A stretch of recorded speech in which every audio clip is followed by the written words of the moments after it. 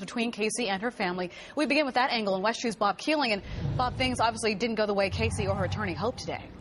No, that's right. In fact, the judge said that what Jose Baez and Casey Anthony were trying to do was restrict the flow of information, take it away from the sheriff's department. Their attorney said that that would set a dangerous precedent. No other witness here.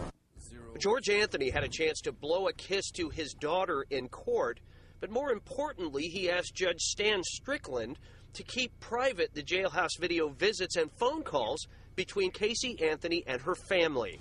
Well, to the court, to Judge Strickland, I really believe that any information that we're talking to our daughter about, or anyone is, I believe should stay where it's at instead of being released to the media. Anthony's attorney, Jose Baez, says the person who has Kaylee could hear information about the case through the media and disappear with the little girl. But what we're doing is we're playing with fire. The attorney for the Orange County Sheriff's Office countered that what Baez wanted to do was take their power away to decide what information should stay with them and what is safe to release to the media. And I think that sets a pretty dangerous precedent for criminal investigations. Judge Stan Strickland told Baez that what he wanted to do was dictate the flow of information contrary to the First Amendment, the public's right to know. Besides, Strickland says, the jailhouse conversations he's heard don't contain anything that's going to harm the investigation.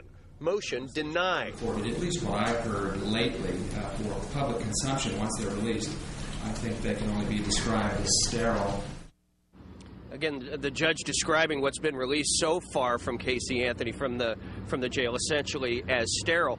For their part, the Sheriff's Department says from the very beginning they've been filtering this information before it gets released to make sure that nothing is released to the media that would damage their case, and they say they will continue